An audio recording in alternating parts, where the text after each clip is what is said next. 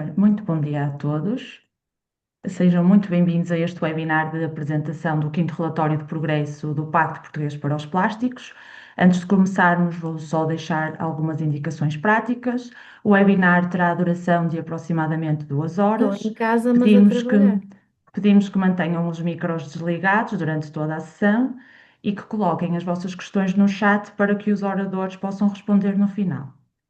O Pacto Português para os Plásticos é uma iniciativa colaborativa coordenada pela Associação Smart Waste Portugal, que procura potenciar a economia circular para os plásticos em Portugal, assente em metas concretas e em resultados mensuráveis. Atualmente, o Pacto conta com 115 membros, que são representativos de toda a cadeia de valor nacional dos plásticos. A sessão de hoje tem por objetivo apresentar os resultados do quinto relatório de progresso da iniciativa, referente aos dados de 2024. Ao longo destas 2 horas, teremos vários convidados, a quem agradecemos desde já a disponibilidade para estarem connosco. E, sem mais demoras, vamos dar início à nossa sessão. E para a sessão de abertura, passo a palavra ao engenheiro Aires Pereira, presidente da direção da Associação Smart Waste de Portugal. Olá, bom dia a todos. Queria naturalmente saudá-los e agradecer a vossa presença e a vossa disponibilidade e todo o trabalho que todas as empresas e todas as entidades têm tido e colaborado neste pacto em que hoje apresentamos o quinto relatório de progresso. É com grande satisfação que, na qualidade de presidente da direção da Associação Smart Waste Portugal, vos dou as boas-vindas a esta sessão de apresentação do quinto relatório de progresso do Pacto Português para os Plásticos, que hoje decorre em formato online.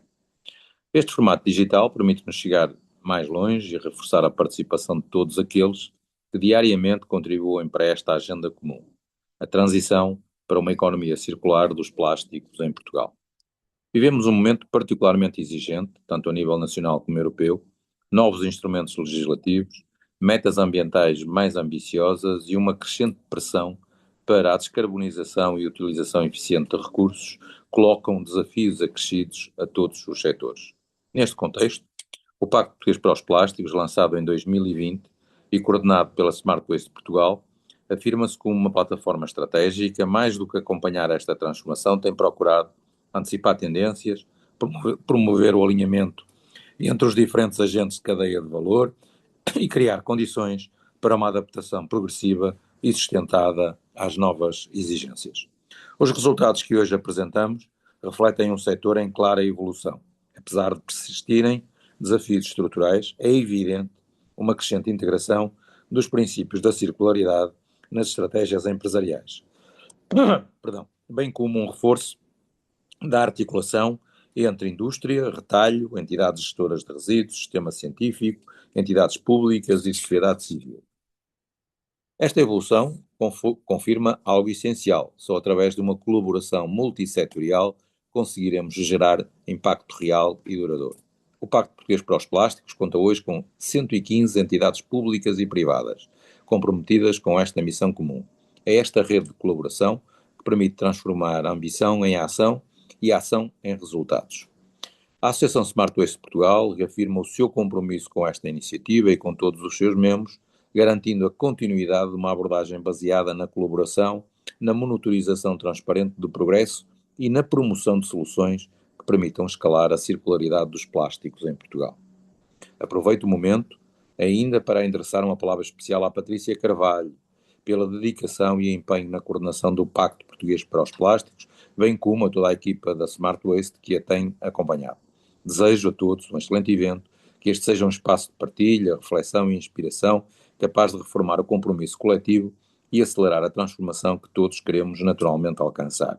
Muito obrigado pela presença de todos e uma boa manhã de trabalho a todos, é o que eu desejo. Muito obrigado. Muito obrigada, engenheiro Aires Pereira, pelas palavras e pela contextualização do paradigma atual. Daremos então agora início às diferentes apresentações. Começamos com uma apresentação dedicada ao futuro dos plásticos, que será realizada por Andrea Cantu, Project Manager na Fundação Ellen MacArthur. A Fundação Ellen MacArthur é a instituição que coordena a rede global de pactos para os plásticos, da qual o Pacto Português para os Plásticos faz parte. Esta intervenção será realizada em inglês. Andrea, can you hear us? Yes, yes, thank you. Perfect. Thank you very much for joining us today. The floor is yours. Thank you so much. I had to put captions, but I was more or less understanding what you were saying. So thank you so much. Let me share my screen now. Um, so can you see my screen okay? Yes. Perfect. Okay, so let's get started. So first of all, I want to say good morning, everyone. I will try to speak really slow because I know English is not my first language either, but we have to do this in English. So this presentation is called The Future of Plastic. So I know it's a big title, and I think the honest answer is that the future depends on what we decide to do in the next 5 years. So I'm Andrea Cantu, a program manager with the Ellen MacArthur Foundation's Plastics Initiative, where I work specifically on the Plastic Pact Network. So it is a great pleasure to accompany you today on this new achievement for the Portuguese Plastic Pact. Okay, there you go. I thought it wasn't working, but here we are. So before we look ahead and talk about the future, let me take a moment to reflect on what 6 years of the Portuguese Plastic Pact has actually meant. And I won't delve into specifics because I know you will have a presentation by Patricia on these, but I think it's a good moment as well to celebrate what you have built on the last 6 years. You have built a platform, as it was mentioned, of over 115 members representing the full breadth of the plastic value chain. That's not an easy task, so congrats to all of you. You have also produced a lot of tools and resources from golden design rules, elimination lists, to educational programs, national campaigns, and knowledge sharing sessions. You have advanced projects and pilots, increase recycled content, taking steps or concrete steps to unlock reuse and new recycling streams, and also deliver unprecedented levels of transparency uh, through public reporting. And that tells us so much about where Portuguese Plastic Pact stand and about the Portugal context as well. So today, with this fifth progress report, you add another year of data to that record. So another year of commitment, another year of action, another year of accountability, and that matters a lot. So that combination of ambition, action, accountability is exactly what we need to move the needle. And it is not an easy task, as I mentioned, and it is not easy to sustain it for 6 consecutive years.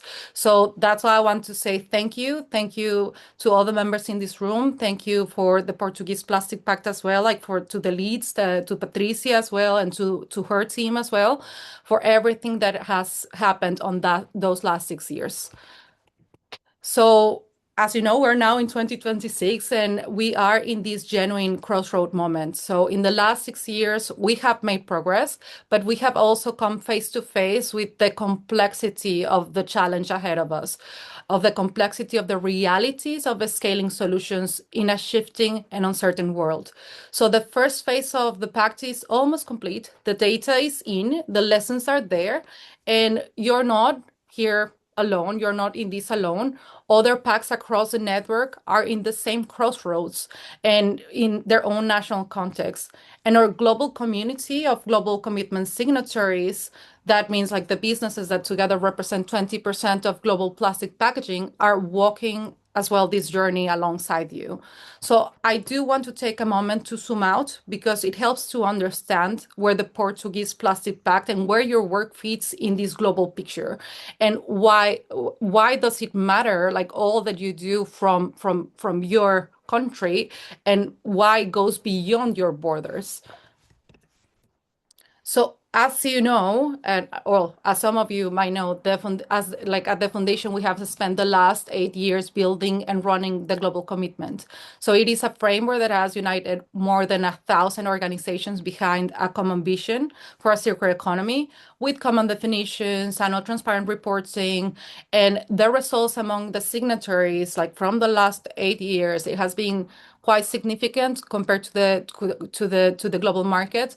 So we have observed that signatories have reduced the virgin plastic use, that they have increased their recycled content by 11 percentage points, that the recycled plastic production is up by 61%. That's quite a lot compared to the market. And these are the results of businesses that actually chose to commit, to set targets, and to report transparently. So what we know from these 8 years is that voluntary action works, and the numbers prove it. So this is in comparison with the global market. So I mentioned before, the global commitment represents 20%, but that also means that 80% is not in the commitment. So you can observe from there that virgin plastic use went up by 13% in the global market, and problematic items increased by 9% approximately. So that actually contrasts with what the global commitment that the signatories are achieving, and it tells the whole story. So where businesses commit, things move, and where they didn't, things got worse.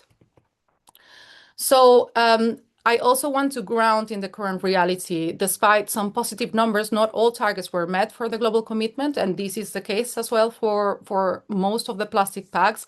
And I think the reality is that there's much more that we need to do. There was so much learnings that we actually achieved from this first phase. At the same time, we acknowledge that the plastic waste crisis is outpacing efforts. So plastic waste is projected to nearly triple by 2060, which is quite a lot. So what did we learn? I mentioned before that with 80% of the market that's still outside the commitment, we need to move better, we need to move faster, and we need to complement our efforts by working alongside policy, which is slowly in some places, in some nations. I'm talking at the global lens, but hopefully is heading in the right direction. So unfortunately, policy is not there yet, despite more local regulations, and the world still needs a concerted push on voluntary action to demonstrate what's possible. This is why voluntary action remains essential, and businesses that commit, that report, and that act transparently are demonstrating what's possible. So, and this is why we believe that the Global Commitment 2030 continues to be relevant, and why we believe that every pact, like yourselves, with renewed ambitions, remains an essential framework for driving change in their own nations. So we also learned a lot, as I mentioned, from this first phase. So we learned as well that voluntary action alone can only take us so far. When we look honestly and where the progress is stalled, we identified that the answer is rarely a lack of commitment. We do have like a lot of signatories really committed on this, but is that some of the challenges are just simply too structural for any single organization to solve alone. Through our learnings, we identify especially 3 areas that we could unlock by working collaboratively. That is scaling reuse, addressing flexible packaging, and building infrastructure. So here we say, like when no single business can solve this alone, together we can actually make it feasible and scale it and make economics work. So for instance, for reuse, when only 2% of the market acts individually, system costs are 35% higher than single use. But when 40% of the market acts collaboratively, that means having shared infrastructure, having shared packaging, the cost can drop by 21%. This was a model done in France. I can share with you the results of that model as well. But I think what it tells us is that the power of actually working together to make the case for these specific 3 barriers that I just mentioned and to advance faster. So this is a fundamental insight that really shaped the next phase for us, and that we're kind of pushing kind of like our learning, sharing our learnings for everyone to know what could be done. So individual action, while necessary, will no longer be sufficient, and the barriers that we face are systemic, and that requires systemic responses, and systemic responses requires us to work together, to work better, and to work at the greater scale than before.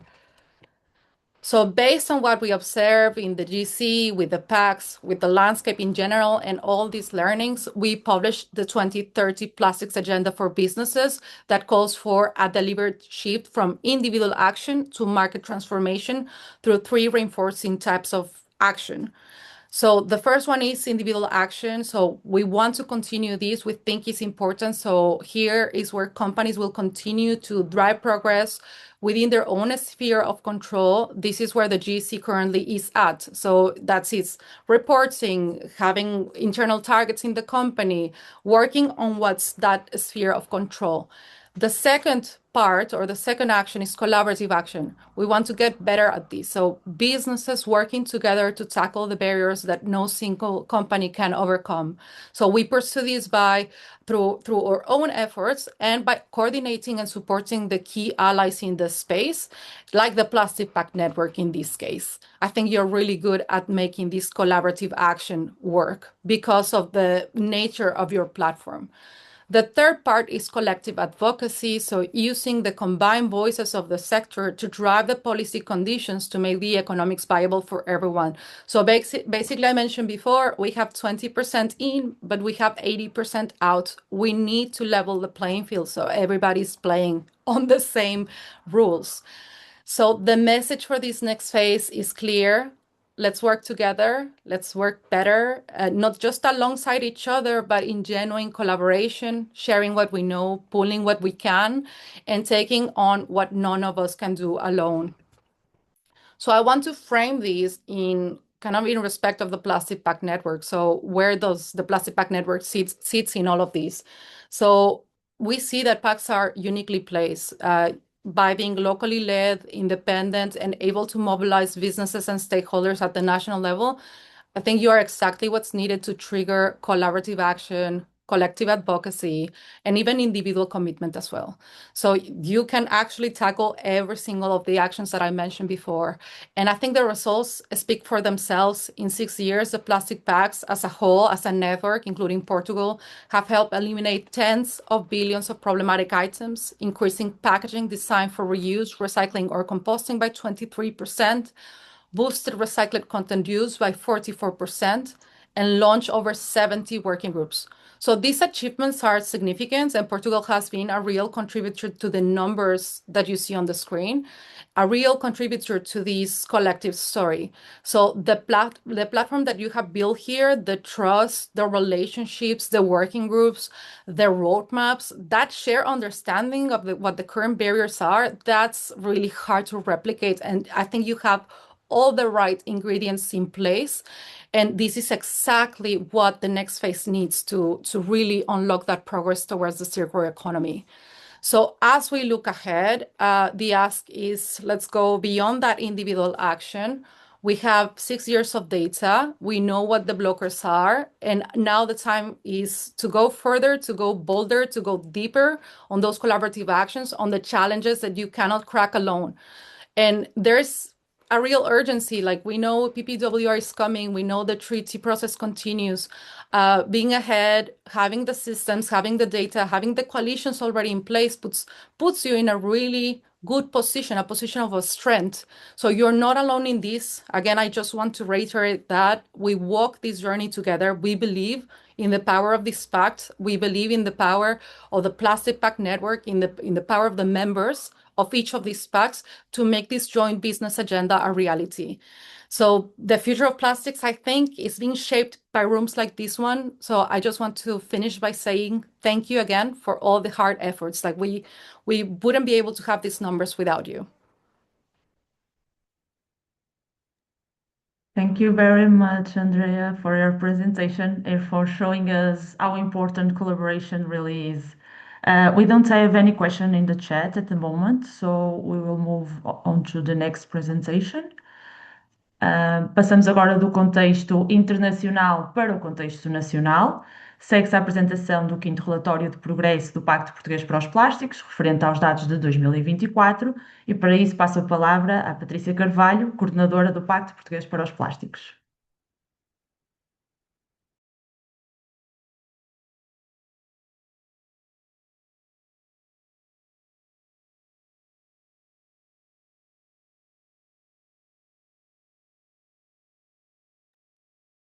Bom, muito bom dia a todos. Não sei se já estão a ver a minha apresentação. Sim, sim. Sim, sim. Então, muito bom dia a todos. Muito obrigada por estarem hoje aqui presentes. Vamos fazer a apresentação do 5º relatório de progresso do Pacto Português para os Plásticos, e ver os resultados que temos relativamente a 2024.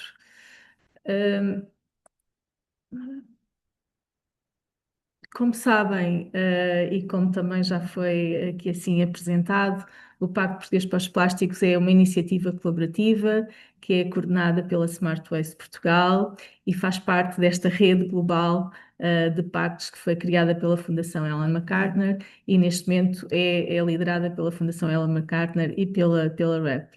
O Pacto Português para os Plásticos tem esta visão de uma economia circular para os plásticos em Portugal, na qual eles nunca se converterão em resíduos ou em poluição.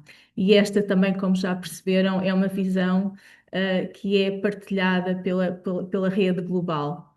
Esta visão tem também aqui um conjunto de princípios e de valores que partilhamos: o reduzir o consumo do plástico, o inovar para que todos os produtos de plástico possam ser reutilizados, o garantir que todo o plástico é reciclado, aumentarmos depois a incorporação de plástico reciclado em novos produtos e assegurar que este material se mantém o máximo de tempo possível na economia. E, sobretudo, garantirmos que este material, que é tão útil e tão necessário na nossa vida moderna, nunca acaba na natureza e não se transforma em poluição. Para conseguirmos esta visão e para conseguirmos estes princípios, o Pacto precisa dos seus membros e precisa de colaboração entre todos. Para conseguirmos fazer esta transição e para conseguirmos os resultados que temos vindo a ter até agora, temos os nossos membros que representam toda a cadeia de valor dos plásticos em Portugal. E também diversas áreas da sociedade civil, temos desde a administração local, associações setoriais, universidades, centros de investigação, marcas, gestores de resíduos, indústrias, ONGs, recicladores, administração regional, entidades governamentais, as entidades gestoras também estão connosco, os retalhistas e algumas outras áreas também. Na altura da elaboração deste relatório, éramos 116, sendo que temos 2 tipos de membros, portanto, os membros efetivos, que são as empresas, e depois os membros institucionais que apoiam todas estas empresas a conseguirmos atingir as nossas metas. Mas também, como já foi aqui assim apresentado na sessão anterior, nós não estamos sozinhos nesta jornada. Fazemos parte desta rede global de 13 pactos que está espalhada pelos 5 continentes e que tem mais de 1000 organizações a fazerem parte de toda esta rede, que trabalhamos com esta visão comum e com também princípios e projetos, ideias comuns. Esta rede tem vindo a ter algumas reuniões presenciais desde 2024. Achou-se que era importante nos conseguirmos juntar presencialmente para discutir ideias, discutir projetos, discutir estratégias. E estivemos recentemente no Brasil, portanto, na última reunião da Rede Global, e onde trazemos aqui assim para desenvolver este ano uma série de projetos que em breve serão lançados e são discutidos com todos os membros do nosso pacto. Mas regressando à nossa realidade, regressando agora aqui assim aos dados de 2024 e ao nosso relatório, como podem ver pelos números que são aqui apresentados, o total de embalagens colocadas no mercado em Portugal tem vindo a crescer e em 2024 tivemos cerca de 110 mil toneladas de embalagens que foram colocadas no mercado. Desde o ano de base do lançamento dos pactos e o ano de base de referência que temos, que é 2019, este valor tem vindo a crescer, portanto, cresceu 22%. Se compararmos com o ano de 2023, crescemos 10%. É algo que nos deve trazer alguma atenção, portanto, este crescimento das embalagens que são colocadas no mercado. O peso das embalagens colocadas pelos membros do Pacto Português para os Plásticos no mercado nacional representa neste momento cerca de 25%. Portanto, temos aqui assim um impacto grande, no entanto, é um bocadinho como dizia a Andreia, era bom termos também os outros 75% juntos nesta nossa iniciativa para que pudessem também compartilhar do nosso processo colaborativo. A tipologia das embalagens que foram colocadas no mercado em 2024 foram cerca de 62% eram plásticos, portanto, embalagens de plásticos rígidos, 30% de embalagens flexíveis e 8% de outros tipos, sobretudo embalagens que não conseguimos identificar muito bem qual é que era a sua tipologia. E então entramos agora nos resultados que temos de 2024. Relativamente à meta 1, que é a meta de eliminar os plásticos de uso único considerados problemáticos e outros necessários, portanto, estamos com 2% de embalagens, portanto, deste material. No início, portanto, no início do pacto, foi definida uma lista de 19 itens que seriam para eliminar até 2025. Destes 19 itens, eliminamos 11 até ao presente, portanto, cerca de 58%. Dos itens portanto, que ainda estão presentes, o que tem maior peso são as embalagens não detectáveis nos sistemas de triagem, portanto, aquelas embalagens pretas, que representam 36%, seguidas de 22% de copos de papel com revestimento de plástico e de sacos muito leves que têm um peso de 17%. Portanto, estes são os itens que têm maior peso e que carecem aqui assim de um maior trabalho para se nós conseguirmos eliminar, pelo menos reduzir aqui assim o seu peso e a presença no mercado. Nesta apresentação, resolvemos trazer aqui assim algumas das boas práticas que estão no nosso relatório de progresso. Como sabem, os relatórios têm não só os resultados, mas também boas práticas que foram sendo desenvolvidas pelos membros do Pacto Português para os Plásticos. Então, trazemos aqui assim as metas referentes, as boas práticas referentes à meta 1. Temos a Jerónimo Martins Pingo Doce, que precisamente traz aqui uma boa prática da eliminação, portanto, da mudança de uma embalagem escura, embalagem preta, que trazia alguns problemas na triagem, para uma embalagem de cor mais clara. O Mercadona, aqui assim uma substituição de uma embalagem que era de plástico que passou para cartão. Temos a Nestlé com a apresentação de cápsulas de papel compostáveis e aqui assim portanto, uma análise, um projeto foi desenvolvido pela Ponte Verde com alguns outros membros do Pacto Português para os Plásticos de análise de microplásticos em produtos de embalagem e no meio ambiente. No relatório tem depois a descrição de todas estas boas práticas em maior detalhe. Relativamente à meta número 2, à meta 2, em que se pretendia que 100% das embalagens de plástico sejam reutilizáveis, recicláveis ou compostáveis, estamos com um valor de 66% para a reciclabilidade das embalagens e 5% para a reutilização.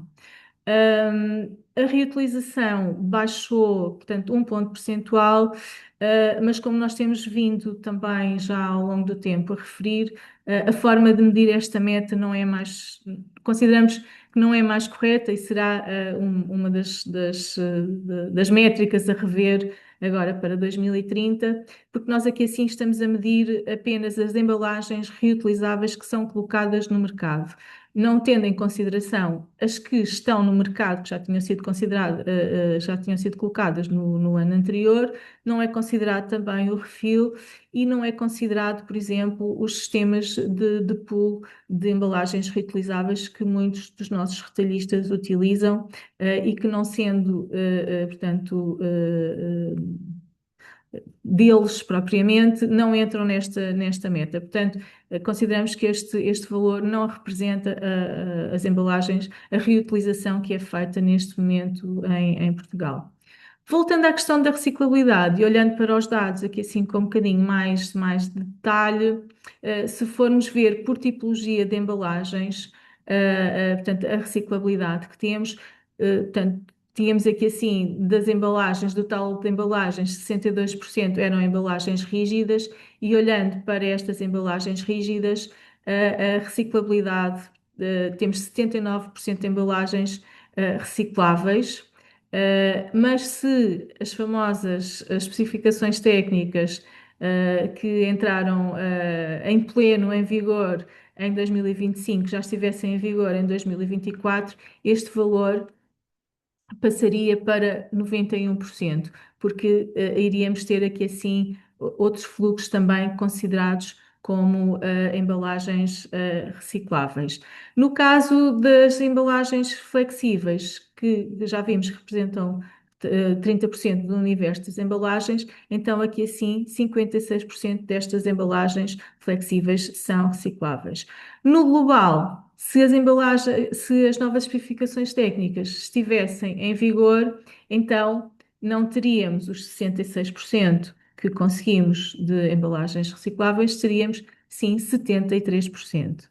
Portanto, o valor seria, obviamente, superior. Portanto, é extremamente importante que estes novos fluxos efetivamente entrem em funcionamento e estejam a ser triados e efetivamente encaminhados para reciclagem, porque, como conseguimos ver aqui, sim, os valores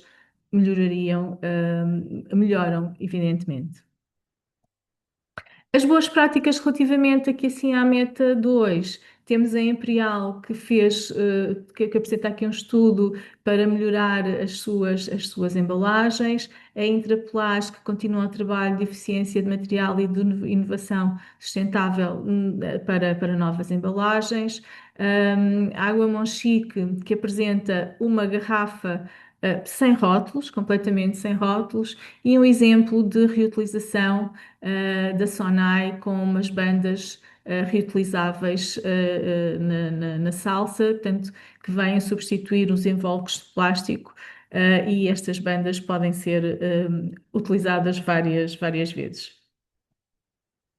Passando para a meta 3, portanto, a taxa de reciclagem de embalagens de plástico, e aqui sim faço referência que isto é a meta nacional, enquanto que as outras metas nós medimos com os resultados dos nossos membros que colocam as embalagens no mercado.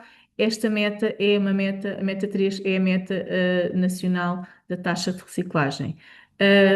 À data da elaboração do relatório, não tínhamos ainda o valor referente a 2024, portanto, voltamos aqui assim a apresentar o mesmo valor que já tínhamos apresentado no relatório anterior, que são os 39% de taxa de reciclagem.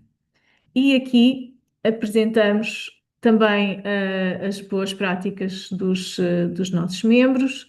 E temos a Coca-Cola que participou e apresenta aqui assim o sistema de depósito e reembolso, que, como todos sabem, entrou em início de funcionamento agora no passado dia 10 de abril.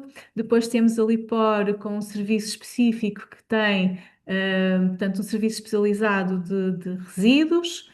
A Maia Ambiente, com uma boa prática muito interessante, que é utilizar os seus caminhões de recolha para promover uma exposição, a exposição World Press Photo, que se realiza na Maia, portanto, ser aqui assim também a reciclagem um veículo de cultura e de informação.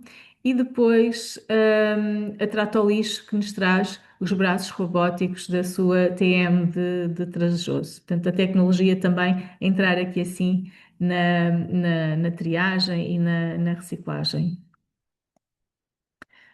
A meta 4, que tem a ver com a incorporação de plástico reciclado em novas embalagens, portanto, continuamos aqui assim uma tendência de crescimento. Temos neste momento 18% em média de incorporação de plástico reciclado em novas embalagens e em 2024 foram incorporadas cerca de 20 mil toneladas de plástico reciclado. Portanto, tivemos aqui assim um crescimento relativamente ao ano de 2023.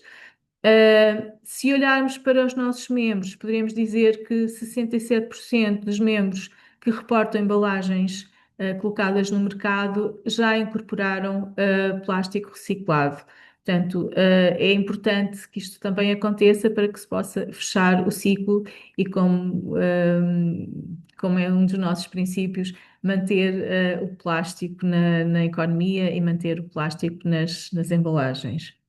Quando olhamos aqui para as boas práticas, temos vários exemplos de incorporação, como este primeiro da empresa de cervejas da Madeira, que é a incorporação de plástico reciclado em embalagens alimentares, que tem aqui assim um desafio bastante grande. O Lidl tem aqui assim um exemplo de incorporação de plástico reciclado, aqui assim em produtos de cosmética, portanto em bens não alimentares. A Prodalto também nos apresenta a incorporação de plástico reciclado pós-consumo em produtos sem contacto alimentar. E o grupo Superboc apresenta-nos uma boa prática de incorporação de material reciclado pós-consumo nos filmes plásticos retráteis. Portanto, vários exemplos de incorporação em embalagens de contacto alimentar e de embalagens que não têm contacto alimentar.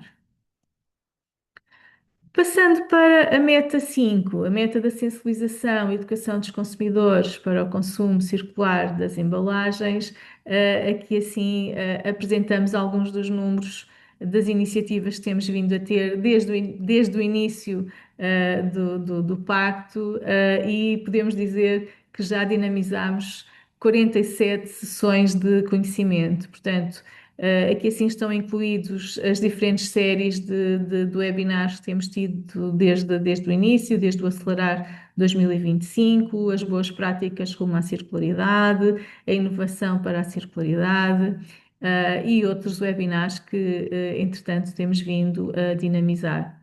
Temos também as masterclasses, já realizamos 12 masterclasses, aqui assim o Pacto vai às universidades, vai também a outras instituições fazer uma apresentação sobre a iniciativa, mas também sobre as temáticas que envolvem a circularidade dos plásticos. Continuamos disponíveis para estas masterclasses, portanto, se tiverem interesse, por favor, contactem-nos para que possamos ir às vossas instituições, irmos também às vossas empresas, porque não realizarmos estas iniciativas. Temos também a campanha de comunicação Recicla o Plástico, que já nos vem acompanhando há alguns anos, que sofreu agora aqui assim algum dinamismo nestes últimos anos com o Roadshow. O Roadshow é um conjunto de peças, como podem ver ali assim pela imagem, que tem vindo a circular pelos nossos membros. Já esteve em mais de 25 espaços diferentes dos membros. Também está disponível para ser utilizado pelos diferentes membros do Pacto Português para os Plásticos. E temos também o nosso programa educativo Vamos Reinventar o Futuro, que continua ativo, está disponível no nosso site. e que este ano está com uma atividade disponível no programa Ecoescolas. Relativamente aqui assim às boas práticas desta Meta 5, trazemos aqui a Cascais Ambiente com o seu programa de educação e sensibilização ambiental de Cascais. Trazemos a Delta Cafés com os Guardiões Eco, e é uma iniciativa, se me permitem dizer, que eu considero muito, muito interessante, porque são as crianças, filhos de colaboradores, que funcionam como auditores ambientais na Delta. Portanto, são eles que vão verificar se efetivamente os resíduos estão bem separados, se a água é cuidada. É um programa muito, muito interessante. A Eletrão, que promove um conjunto de visitas a membros da cadeia de valor, portanto, da reciclagem, para que vão conhecer como é que as empresas, como é que isto funciona.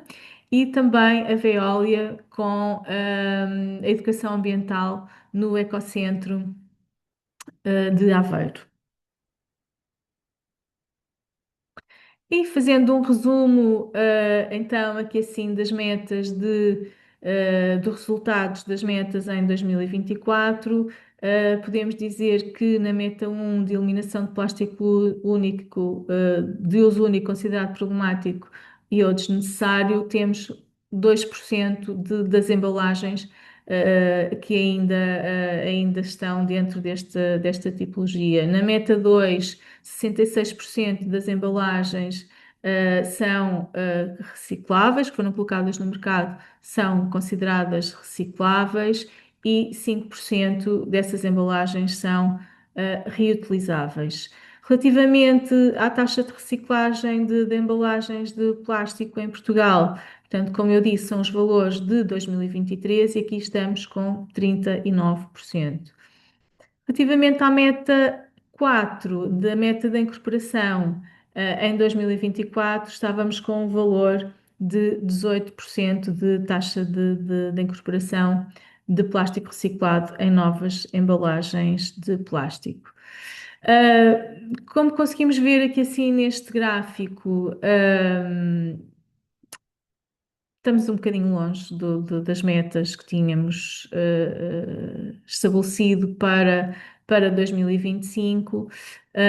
Ainda temos aqui assim um caminho para percorrer, mas acho que também é muito importante referirmos o caminho que foi percorrido. Portanto, conseguimos, não tão rápido como se calhar desejávamos, mas temos vindo a evoluir. E, sobretudo, também conseguimos ter valores, ter números, e se nós não conseguirmos quantificar, também não conseguimos tomar ações para melhorar. Portanto, desde 2019 que o Pacto Português para os Plásticos tem vindo a fazer esta recolha de informação e tem vindo a apresentar resultados, apresentando os resultados, o que nos permite tomar medidas, avaliar e ir evoluindo. Para fecharmos este ciclo de 2025, ainda temos um ano de dados para reportar. Neste momento estamos no período de recolha de dados, recolha de informação, para prepararmos o relatório relativamente a 2025 e fecharmos este ciclo de resultados. Mas 2025 já passou, já estamos em 2026 e já estamos, obviamente, aqui assim com os olhos postos em 2030 e o que é que queremos, o que é que esta iniciativa, o que é que os nossos membros, o que é que nos propomos para 2030. Portanto, no final de 2025 vamos fechar este primeiro ciclo e estamos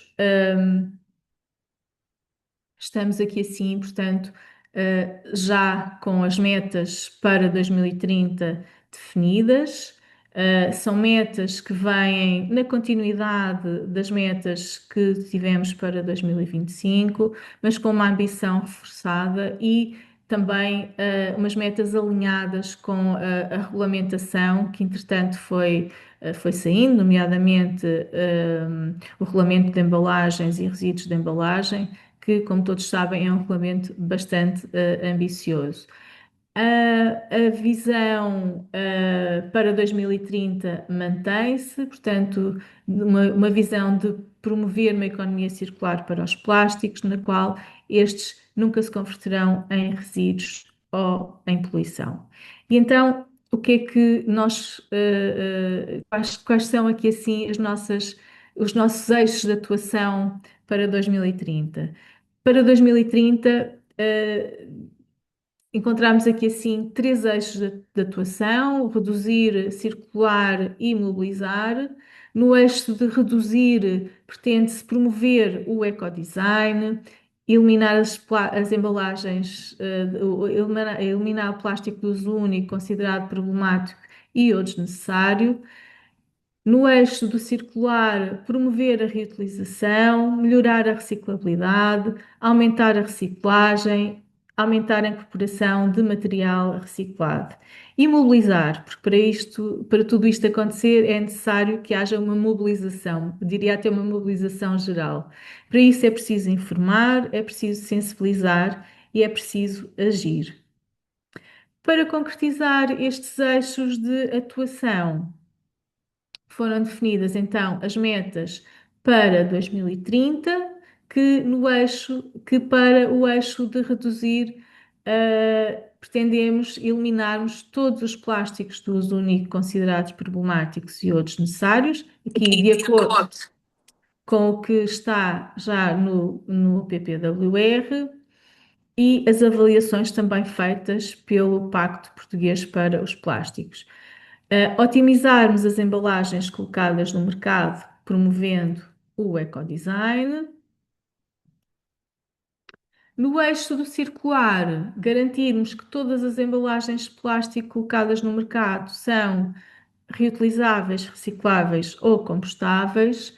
Aumentarmos a taxa de reciclagem das embalagens de plástico para 70% e aumentarmos a incorporação de plástico reciclado em novas embalagens para 30%.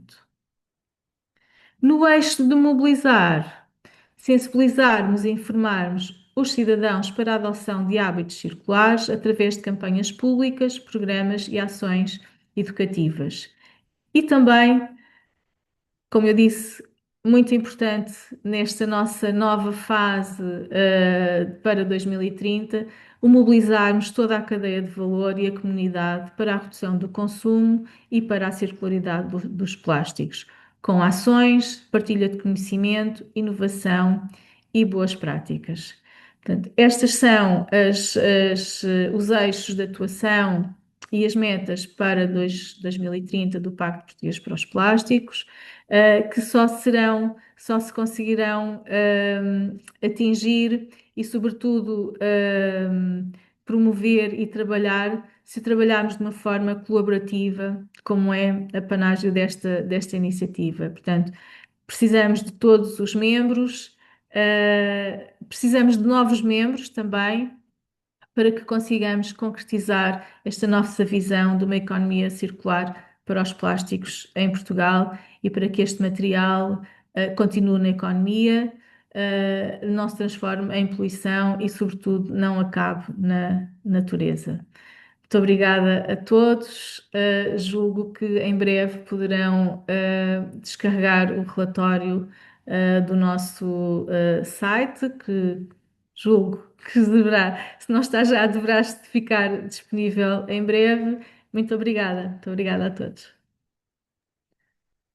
Muito obrigada, Patrícia, pela partilha do progresso da iniciativa e por nos mostrar que, embora distantes do objetivo, estamos a traçar um caminho que é positivo em termos de evolução e que continuaremos a reforçar agora com as novas metas para 2030.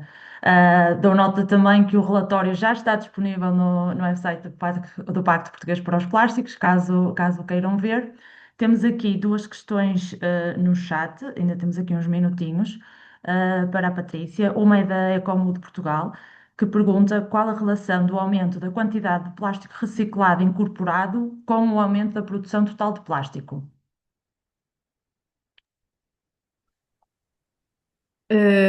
Bom, como vimos, nós tivemos um aumento de cerca de 10% das embalagens que foram colocadas no mercado de 2023 para 2024.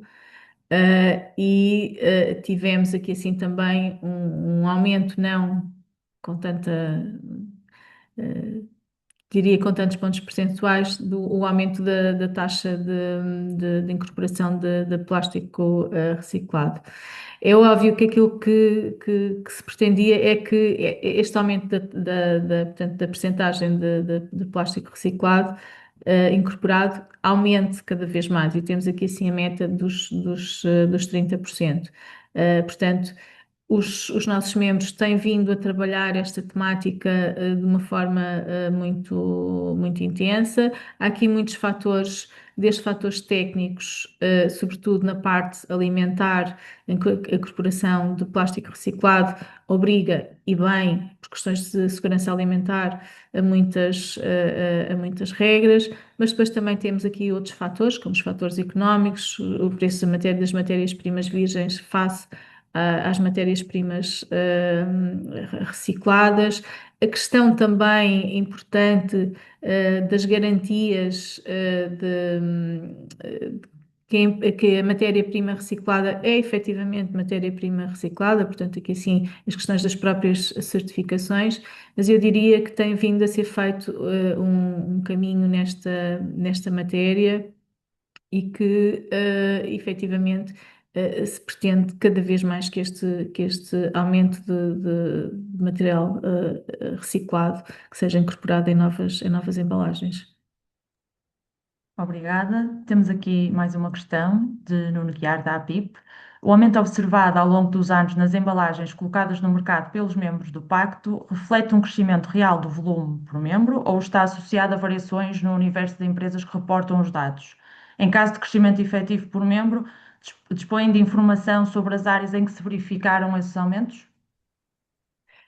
Os dados que nós reportamos são dados agregados, portanto, é uma das regras do Pacto Português para os Plásticos, portanto, fazermos a recolha de cada um dos membros que coloca embalagens no mercado e que são esses dados que nos ajudam aqui assim ou melhor, que nos levam a estes resultados. Mas depois a forma como nós publicamos, apenas publicamos estes dados de forma agregada.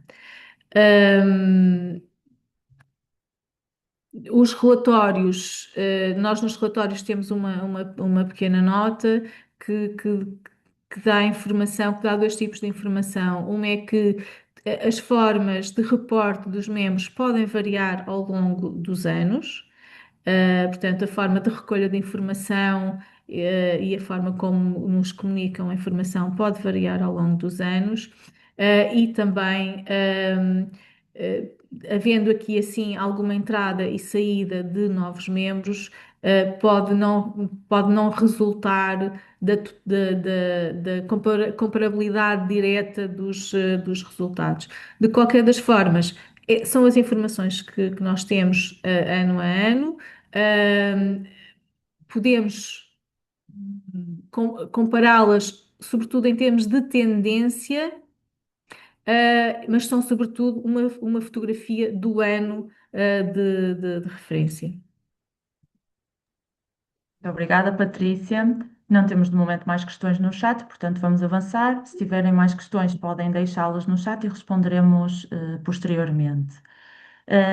Segue-se agora uma mesa redonda, um bocadinho diferente daquilo que é habitual, que terá como tema mitos sobre a economia circular para os plásticos. Esta mesa redonda vai ser moderada por Viviana Pinto, que é docente na Porto Business School, e participam no debate Helga Almeida, coordenadora de gestão de concursos e reciclagem da Direção de Recolha, Reciclagem e Ecodesign da Sociedade Ponte Verde, Paula Mendes, diretora do Departamento de Educação, Comunicação e Sustentabilidade da LIPOR, e Bruno Silva, diretor de Public Affairs e Sustentabilidade do PIEP, Polo de Inovação e Engenharia de Polímeros.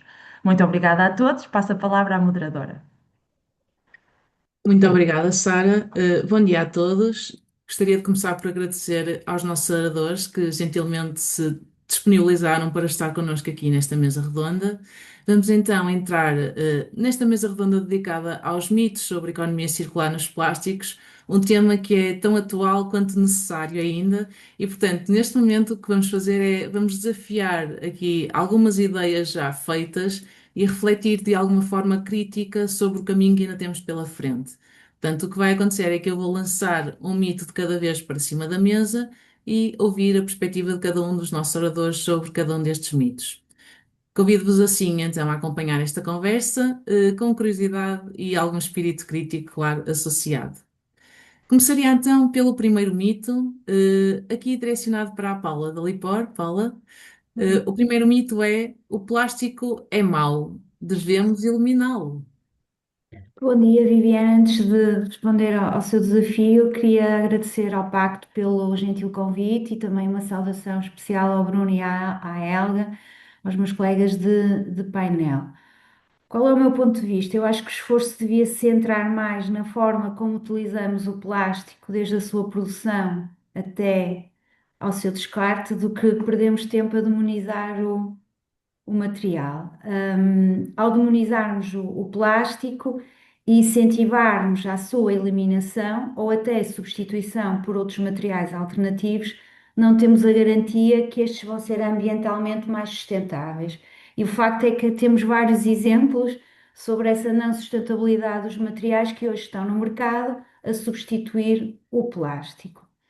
Diria também que o plástico continua a ser um material essencial pelas suas características e versatilidade para muitos setores e no dia a dia do consumidor. O maior risco aqui é continuarmos a adotar padrões de consumo e padrões de produção lineares. Portanto, eu diria que o desafio que se coloca hoje a todos os atores da cadeia de valor do plástico está em garantir a aplicação dos princípios da economia circular a este material, garantindo que não há desperdício, desde a sua fase de concepção, design, e que permanece na economia por o maior tempo possível e que no fim do ciclo de vida, e aqui é mais caro para mim, não se transforma num resíduo sem valor, mas sim num recurso e em algo que possa ser encaminhado e valorizado. Em termos do ponto de vista do consumidor, é importante pensar a mensagem da importância da circularidade, nomeadamente que o sucesso da reciclagem depende fortemente da qualidade dos materiais que são recolhidos e que essa separação e que essa qualidade começa também e é muito garantida por aquilo que é a opção do cidadão quando consome uma embalagem de plástico e depois se pergunta o que é que eu faço com isto. A incorreta separação leva à sua contaminação, ou mesmo a um incorreto encaminhamento, comprometendo todo o processo a seguir de reciclagem, de triagem, valorização e mesmo a inviabilização do plástico. Em termos de comunicação, há aqui um grande desafio que eu acho que é gigante, não só para o plástico, mas para a reciclagem em geral, mas diria então que estamos aqui hoje a focar-nos no plástico. Continua, eu foco muito nesta questão que é a transparência e a clareza da forma como comunicamos. E depois também uma comunicação consistente e alinhada com o funcionamento real do sistema, para garantir o quê? Que o consumidor entende. O consumidor continua muito confuso, muito baralhado, e portanto, quando pedimos a alguém que mude a sua prática, que mude um comportamento, que é um processo muito complexo, e ainda o baralhamos no caminho, estamos a desmobilizar e a tirar força à nossa mensagem. Diria também que é fundamental novas explicações, novos critérios visuais, novas palavras e formas de comunicar para que o consumidor entenda o impacto da sua decisão. Lançava também aqui uma outra questão. Paralelamente a tudo isto, outros caminhos possíveis e complementares que a Patrícia já falou aqui, que é a questão da redução, da prevenção, da reutilização e formas de consumo mais sustentáveis. Muito bem, Paula, muito obrigada. De Obrigada, facto, Viviane. nós temos tendência para achar que o plástico é mau, mas se calhar o ponto essencial que eu refiro aqui da Paula é o facto de a forma como nós comunicamos esta mensagem que queremos passar, se calhar vai diluir bastante este mito que aqui foi apresentado. Obrigada, Paula. Passamos então ao segundo mito, e este mito dirigiu aqui ao Bruno do PIEP. Bruno, substituir o plástico resolve o problema? Em primeiro lugar, bom dia a todos e obrigado ao Pacto Português para os Plásticos pelo convite ao PIEP e a mim em particular para participar nesta mesa redonda. Eu se calhar começava por dizer que eu acho que a substituição, isso é muito subjetivo, a forma como o fazemos. Eu acho que atualmente, em muitos dos casos, penso que estamos nós, hoje em dia, a tomar decisões com base em percepção, e não com base em dados científicos para a tomada de decisão.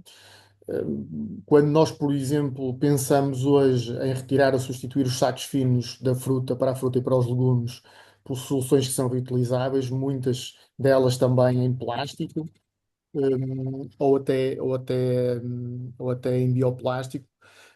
Eu penso que estamos, do ponto de vista, a cometer aqui um erro, dado que quando avaliamos o ciclo de vida dos produtos, percebemos que as soluções reutilizáveis necessitam de muitas utilizações para terem uma pegada de carbono melhor do que o típico saco fino que nós hoje utilizamos.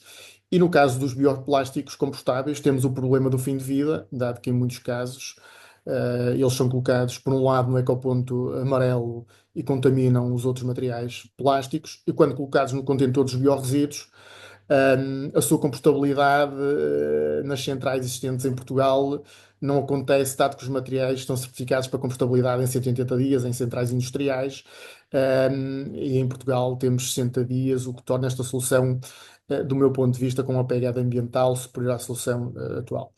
Um, eu diria que muitas das vezes também existe uma substituição, e um caso muito concreto onde foi feita uma substituição que é claramente pior, foi no caso dos copos de café, onde nós tínhamos uma solução monomaterial, reciclável, e substituímos por uma solução que é de papel, que tem plástico, tem um problema no fim de vida, do problema associado à reciclabilidade do fim de vida. Portanto, eu acho que temos que vai muito pela percepção. Eu acho que nós, e é importante que nós possamos o fazer, antes de substituir um material, devem ser realizados estudos de análise de ciclo de vida do produto, desde a extração das matérias-primas, passando pela transformação, utilização, fim de vida do produto. E este tipo de estudos será fundamental para percebermos se a solução que queremos é melhor ou pior a nível ambiental. Portanto, eu penso que isto que é fundamental, que nós devemos nos focar, baseado em dados científicos. Penso também que devemos focar-nos na redução. Ou seja, é importante, não só do plástico, mas de todos os materiais. E a base deve ser de reduzirmos a utilização de matérias-primas, sejam elas plásticos ou outros materiais, dado que os recursos que nós temos no nosso planeta são escassos. Para isso devemos ter abordagens de ecodesign associadas aos desenvolvimentos dos próprios produtos. Um, Devemos nos focar também no desenvolvimento de soluções que permitam a reutilização, com a introdução de reciclados, que sejam recicláveis no fim de vida, e, acima de tudo, a substituição deve ser a solução, onde, na verdade, tenhamos uma solução que tenha claros benefícios ambientais e sempre baseados em dados científicos e não em percepções, para tentar responder à questão que me colocou, Viviane. Muito bem, Bruno. Concordo. Já temos atualmente várias metodologias científicas e com provas dadas de que conseguimos tomar a decisão de substituir algum material de uma forma mais informada e, portanto, sim, será um ótimo caminho a seguir. E aqui pego no terceiro mito, que tu já deste aqui também um sinal, uma resposta mais ou menos assertiva, mas para confirmar, mito 3: bioplástico igual a mais ecológico. Se calhar começar por explicar o que é um bioplástico, porque dizer que eles podem ser classificados em três grandes grupos, quer seja definidos pela sua origem, a origem da sua matéria-prima, se é renovável ou se é fóssil, de base, e pelo seu comportamento no fim de vida, se é biodegradável ou não. Nós temos os materiais, os biobase e biodegradáveis, são materiais produzidos a partir de fontes renováveis, como o milho ou até cana-do-açúcar, e que se decompõem no seu fim de vida. Claro que em condições muito específicas, de umidade, temperatura controlada, são exemplos destes materiais, o PLA, o PHA. Portanto, estamos aqui a falar de plásticos, portanto, toda a gente percebe o que é que estou a falar. Depois temos os biobase não biodegradáveis, ou seja, são plásticos idênticos aos plásticos convencionais que nós temos, mas são produzidos a partir de biomassa em vez de petróleo. No meu caso, por exemplo, de um BioPE, feito a partir de etanol de cana do açúcar. Portanto, por fim temos os de base fóssil, mas que também são biodegradáveis, que são plásticos produzidos a partir de derivados de petróleo, mas onde a sua estrutura química permite que haja aqui uma decomposição a partir de micro-organismos. Temos o PBAT, um polímero flexível, muitas vezes aqui é combinado com PLA, portanto isto é muito usado já para sacos do lixo, permite a questão da compostabilidade e a questão da resistência, e também o PCL, muito focado pela compatibilidade que tem ao nível da área médica e a sua biocompostabilidade. Eu acho que também temos que pensar no próprio sistema que temos implementados. Esse nível, no caso dos biodegradáveis, o sistema atual de gestão tende a que se coloquem estes materiais, eu já referi no início, portanto vou voltar a focar, tendem que se coloquem estes materiais no contentor dos biorresíduos. O que é correto, no entanto, estes só são compostáveis nas centrais industriais e, portanto, eu acho que nós temos que aqui mudar aqui um paradigma, perceber como é que vamos ultrapassar esta questão. Nós temos aqui a Lipor, pode-nos dizer como é que estão a trabalhar. Depois, eu penso que, e já foi referido na intervenção anterior, a questão da comunicação. Acho que a comunicação é fundamental. Eu acho que têm sido feitas ações, no entanto, acho que temos de desenvolver uma campanha muito, muito mais forte, em larga escala, para informar o consumidor. Mas dizer que, acima de tudo, a implementação deste tipo de soluções para alternativas de reciclado e recicláveis só deve ser efetuado com claros benefícios ambientais para a sociedade. E o papel dos próprios cidadãos será fundamental, porque se não colocarem os materiais nos locais corretos, nós não teremos material para podermos fazermos aqui a compostabilidade, mas também temos que estar aqui, temos que melhorar ao nível tecnológico o sistema. Portanto, eu acho que estão a ser traçados caminhos nesse sentido, e acho que esta combinação de uma melhoria dos sistemas que temos associados à componente da melhoria tecnológica, com o consumidor, com o papel do consumidor. Acho que os bioplásticos são importantes, onde têm que o ser, em soluções muito específicas. Eu diria, eu sou um defensor que nós iremos ter maioritariamente soluções de reciclado, e os bioplásticos terão uma pequena componente, mas terão uma sua aplicação, como é óbvio. Obrigada, Bruno. Sim, de facto, temos vários tipos de plástico que servem a determinadas situações e aplicações e, portanto, teremos que fazer esse caminho de perceber quais é que serão os mais indicados para cada uma delas. E agora, pegando aqui naquilo também que tu disseste, mas direcionando aqui a pergunta, ou o mito, neste caso, para a Helga da Sociedade Ponte Verde, temos o mito 4. Tudo o que é reciclável é reciclado. Helga. É uma boa questão. Muito bom dia a todos. Bom dia, Viviana, Paula, Bruno. Começar por agradecer ao Pacto o convite à Sociedade Ponte Verde. É com muito gosto que aqui estamos hoje, mais uma vez, para debater estas questões tão pertinentes e que, ao fim de tantos anos, continuam em cima da mesa. Bom, a questão do reciclado e do reciclável. Há aqui uma diferença substancial, não é? E é importante clarificar aqui conceitos, até para não existirem, não se criarem mal-entendidos e alguma, às vezes, frustração na forma quando se tratam estes temas. Portanto, nós, em termos práticos, o reciclável é algo, podemos dizer de uma forma geral, que é algo teórico, é um conceito teórico. O reciclado tem a ver com algo muito mais prático, em termos de foi ou não foi reciclado. E, portanto, nós temos aqui algumas questões que de facto são muito relevantes e que podem estar condicionadas, nomeadamente, pelas infraestruturas. Eu começava aqui por dizer que Portugal fez opções muito lógicas e corretas no início do sistema integrado, em que, relativamente ao plástico, começou, por exemplo, por escolher e abranger logo um conjunto de fluxos de plástico que podiam ser e que podem ser depositados no contentor amarelo e que permitem que grande parte das embalagens plásticas possam ser efetivamente recicladas.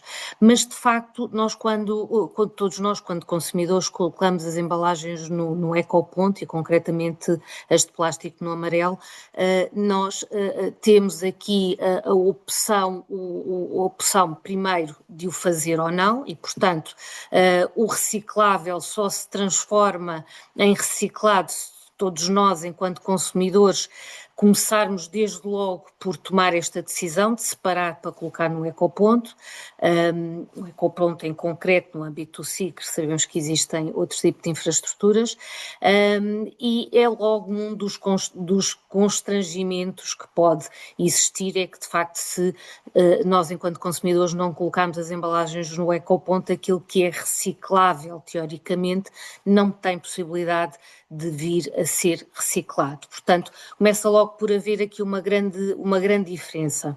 Depois, em termos práticos, em termos de infraestruturas, a realidade é que as embalagens, pela forma como são desenhadas, como são construídas, vamos dizer assim, podem condicionar de facto a sua separação nas infraestruturas, e aqui o conceito associado ao ecodesign é fundamental. Uma embalagem, e já falámos aqui de algumas, uma embalagem de cor escura, que é teoricamente reciclável, pode não ser reciclada se os sistemas que conduzem à sua efetiva reciclagem não puderem identificar a embalagem, e é disso que estamos a falar.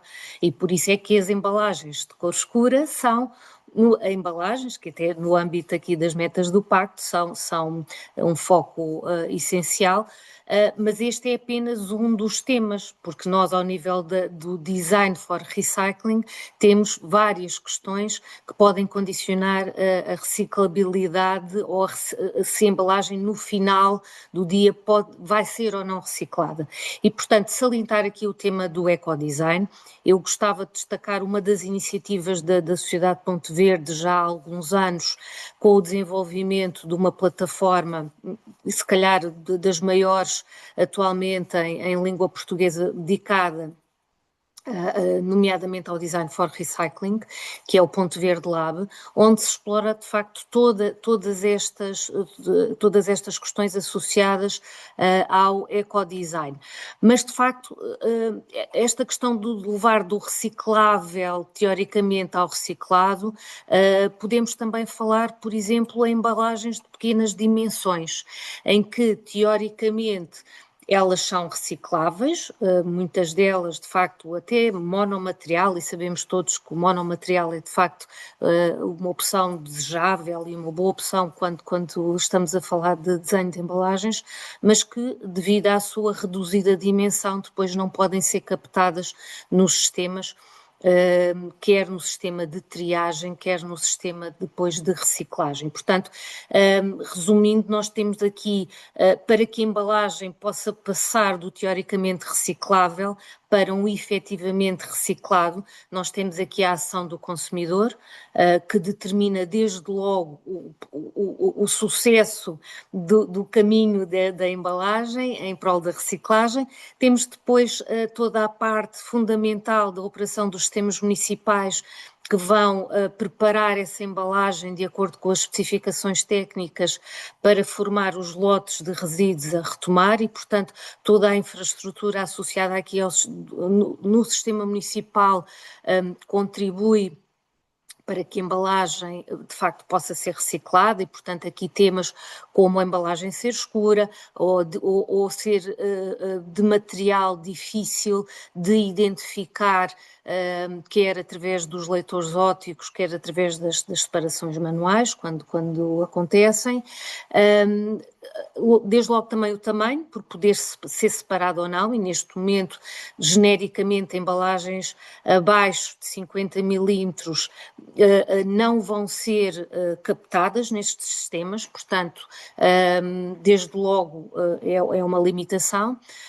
E depois, quando integram as unidades de reciclagem, novamente estas questões podem condicionar também a reciclagem a verdadeira reciclagem dos materiais. Muito bem, obrigada, Helga. Excelentes exemplos e conseguimos perceber que temos todo um sistema para preparar para podermos ter o reciclado assim como o desejamos.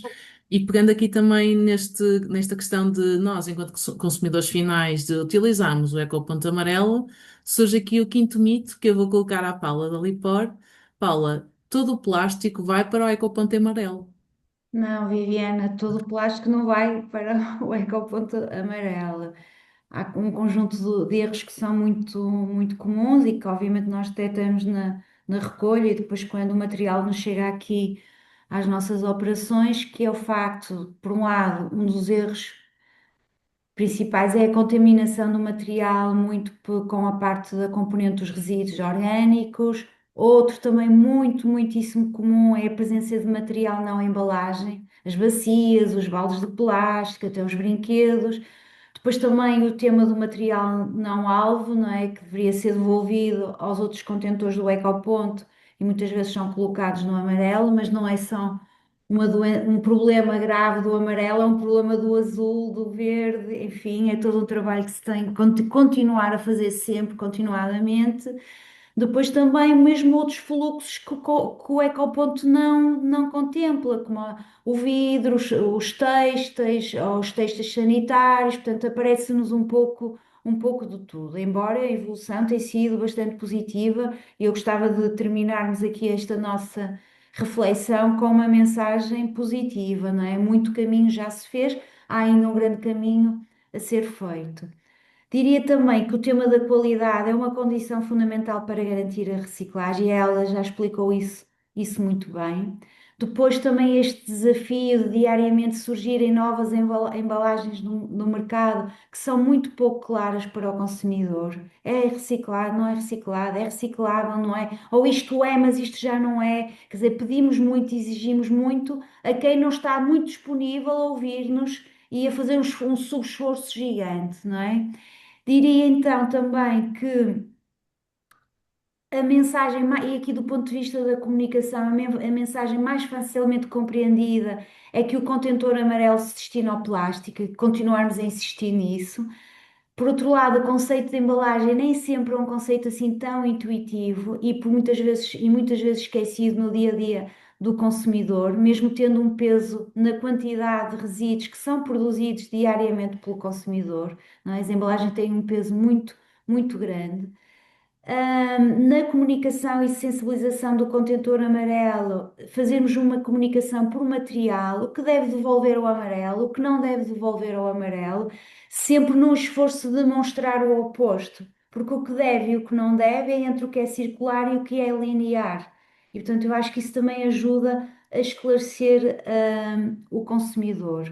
E depois também o tema da comodidade, que é sempre um tema muito pertinente aqui neste setor e quando falamos com o consumidor, e um esforço também para darmos alternativas. Então, se este material não pode ir para o contentor amarelo, o não embalagem vai para onde? Por exemplo, vai para os ecocentros, não é? Eu posso entregar as minhas bacias, os meus brinquedos, os meus baldes de plástico e por também continuarmos nesse esforço de dar alternativas e comunicar essas alternativas.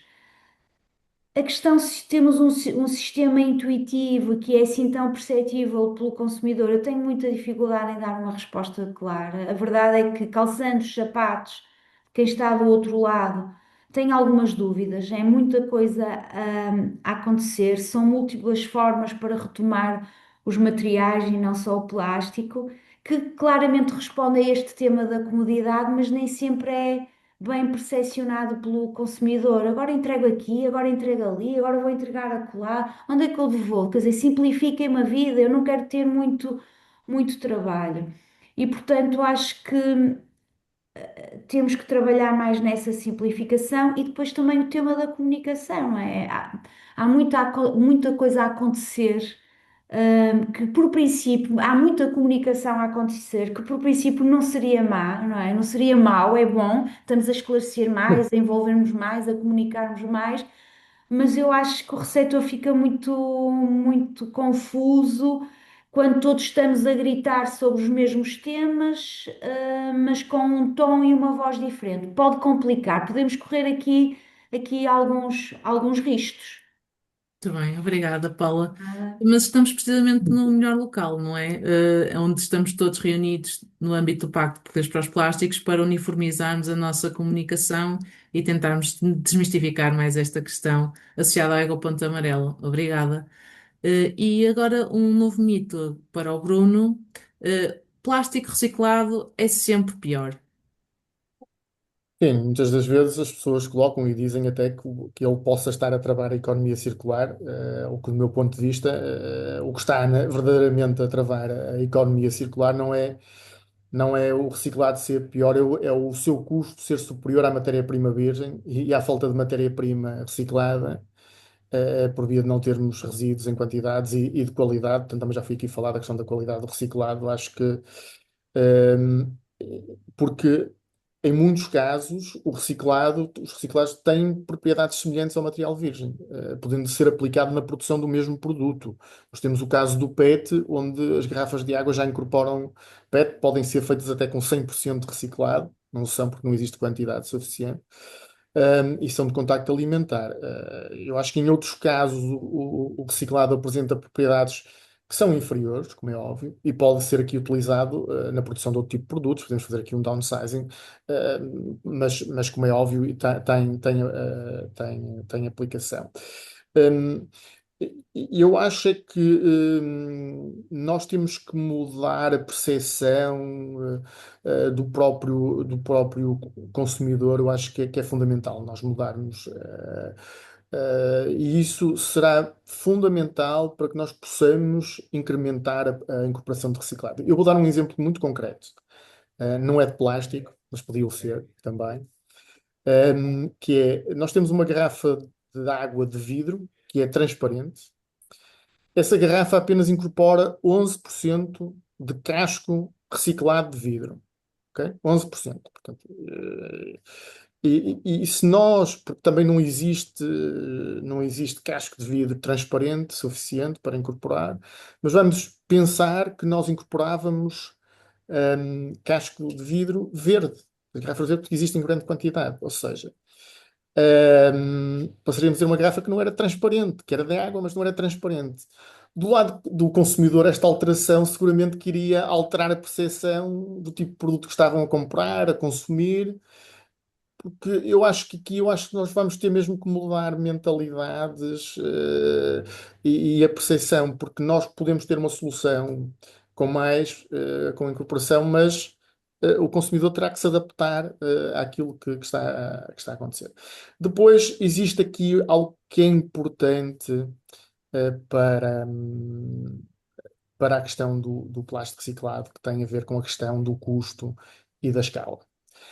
E eu acho que aqui o custo e a escala influenciam claramente a utilização do reciclado, porque sem quantidades disponíveis, o custo sobe. Portanto, isto é a lei da oferta e da procura.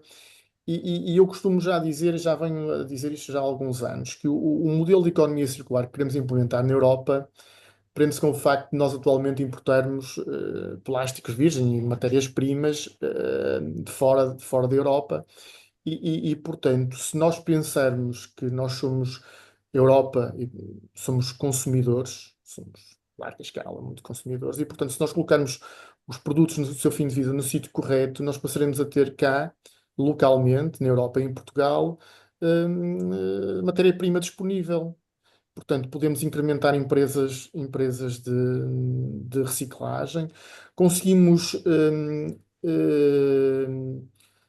certa forma, controlar as cadeias de valor, as quantidades, a disponibilidade e o custo. E isto vai ser fundamental para nós, por um lado, aumentarmos aqui a incorporação, mas, acima de tudo, para aumentarmos a competitividade da nossa economia, a criação de emprego. Portanto, eu acho que isto é fundamental portanto, respondendo à questão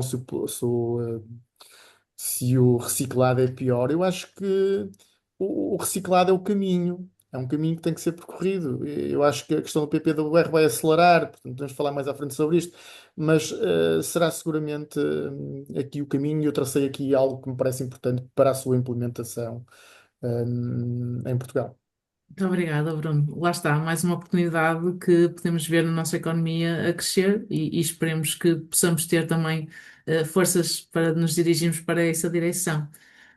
E agora, Paula, volto novamente a si, porque tem aqui um mito que diz que a reutilização é sempre melhor. Oh, Viviana, eu acho que a reutilização é uma oportunidade, não é? O facto é que a reutilização do plástico em larga escala em Portugal é um tema que está associado também à transição para a economia circular, não é? É, é, é um ponto do caminho, é o ponto do caminho. Nós dizemos sempre, aliás, dizemos sempre aqui na Lipor que o melhor resíduo é aquilo que não se produz. É sempre o princípio é esse. Então, produzindo-se, vamos tentar recuperar, reparar, reutilizar. Não conseguindo, vamos reciclar. Quer dizer, e isto é uma escala de opções e de oportunidades. Eu acho que uma coisa não substitui a outra. Agora, a reutilização tem aqui um longo caminho a ser feito e é importante. Coloca aqui alguns desafios significativos, nomeadamente a reutilização do plástico, o tema da logística, não é? Sendo necessária a existência de sistemas de logística reversa complexos e capazes de assegurar as especificações de qualidade e de higiene, não é? Que garantam depois a qualidade do produto final. Por outro lado, também a questão do custo, temos que analisar os custos da reciclagem versus custo de reutilização. Do ponto de vista do consumidor, terão de existir mecanismos e incentivos que façam com que o cidadão opte por este ponto de reutilização, não é? Mais uma vez, tal e qual como na reciclagem.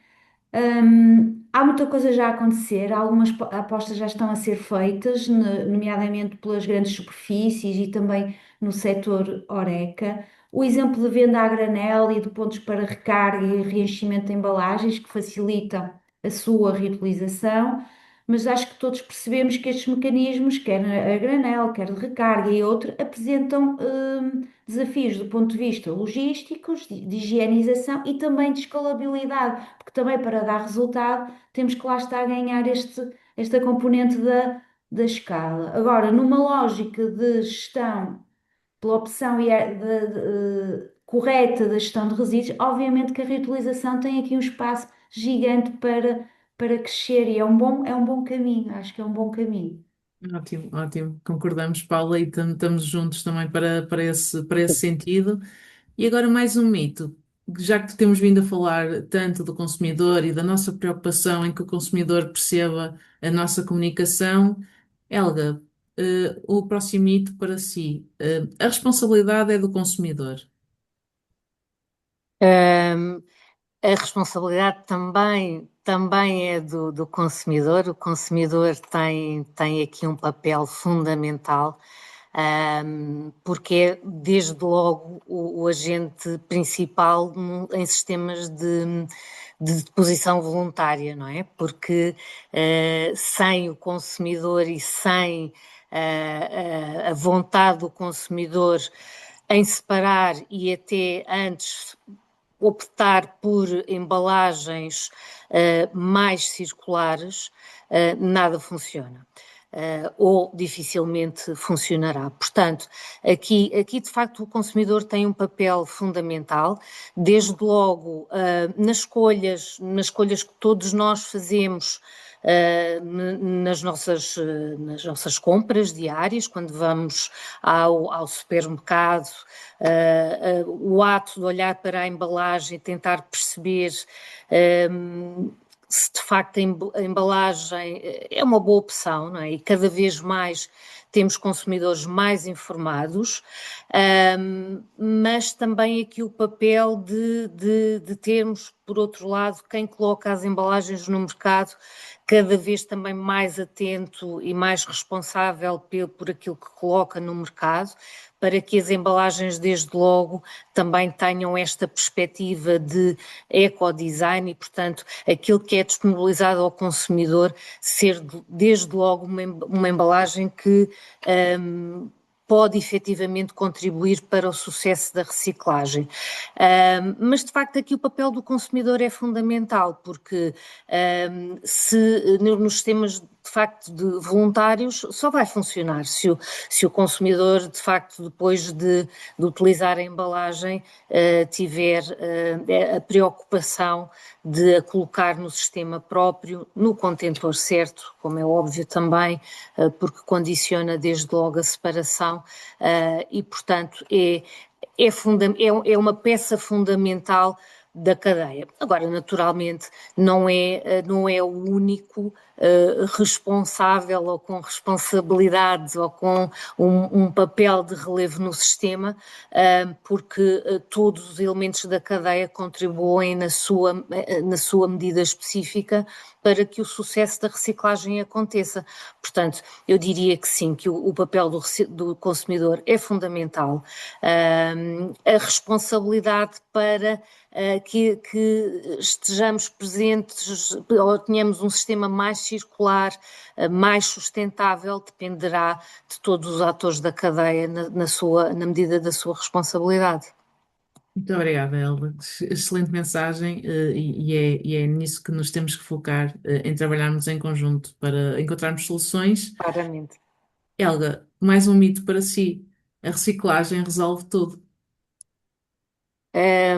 A reciclagem é um passo fundamental, mas mais uma vez não temos, infelizmente ou felizmente, soluções milagrosas em que tudo acontece. Portanto, de facto, há aqui a reciclagem é fundamental, não é? Para de facto, num sistema, até porque não podemos esquecer que estamos a falar e estamos integrados num sistema em que temos taxas de reciclagem que têm que ser cumpridas naturalmente, mas que, mais uma vez, as questões associadas quer à reutilização, quer à redução, são também passos essenciais para uma sociedade mais circular e mais sustentável. Portanto, a reciclagem, sim, resolve parte da questão e, portanto, tem o seu papel, mas se nós pensarmos na pirâmide de gestão de resíduos, nós temos passos essenciais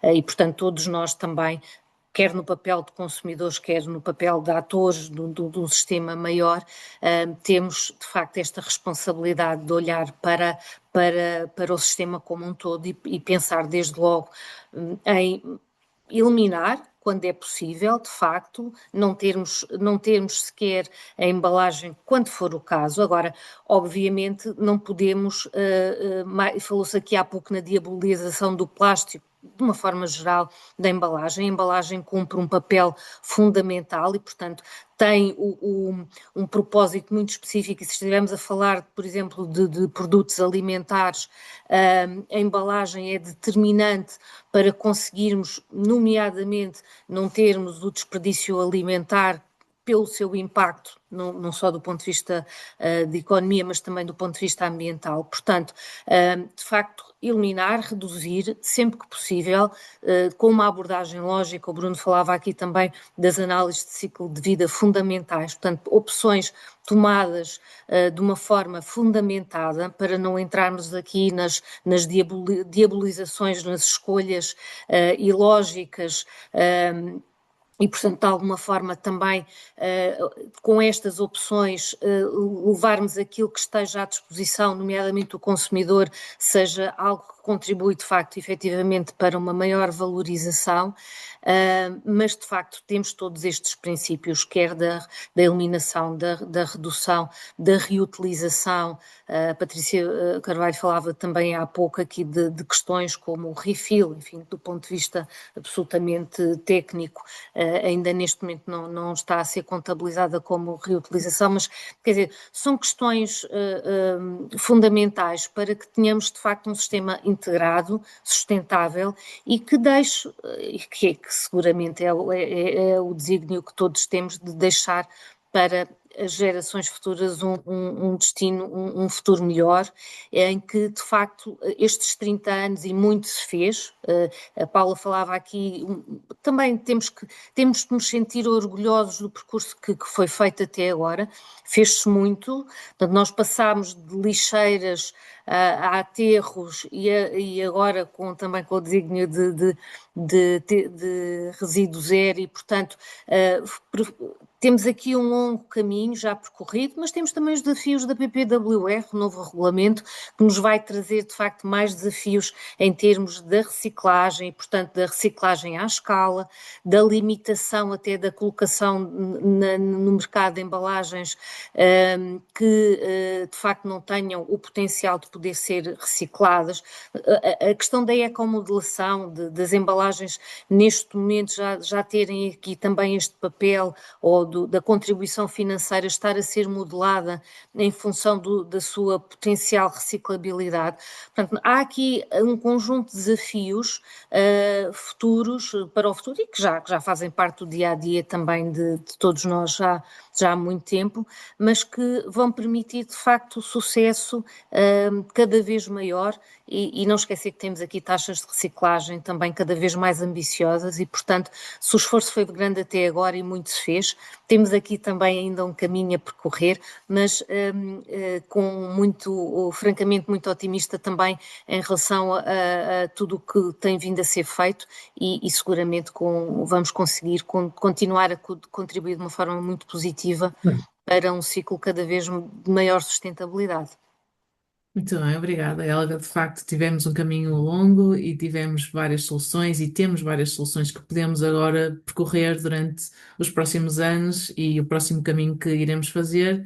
Estamos mesmo a chegar ao fim desta mesa redonda. Eu lanço para cima da mesa um último mito e gostaria que todos dessem a vossa opinião. Portanto, o mito é: a cadeia de valor dos plásticos já é completamente circular. Podemos começar pela Paula. Sim, obviamente que não é completamente circular, mas não é de plástico nem nenhum dos outros fluxos, não é? Agora, pegando nas palavras da Helga, quer dizer, este caminho está a ser traçado e acredito que há uma vontade genuína da cadeia de valor em continuar este caminho de mudança e de transformação. As metas são muito ambiciosas, temos metas difíceis para o plástico, aliás, para a generalidade da reciclagem.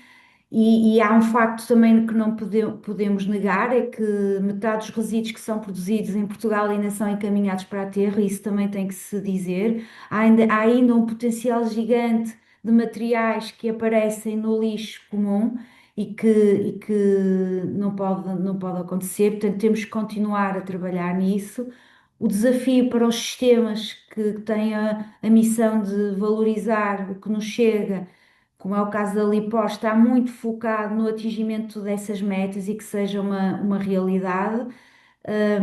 Considerando aqui dois pontos essenciais: por um lado, o comportamento do consumidor e, por outro lado, o próprio desempenho e o esforço de desempenho que temos em fazer da melhor forma possível aquilo que é o trabalho das nossas unidades na operação e na valorização dos materiais e dos recursos que aqui nos chegam, porque não os encaramos como resíduos, encaramos como recursos, garantir que depois, quando são transformados em matéria-prima secundária, vão com a melhor qualidade possível para a indústria e mesmo nós estamos a fazer o esforço em sermos produtores de produtos porque acreditamos genuinamente neste caminho.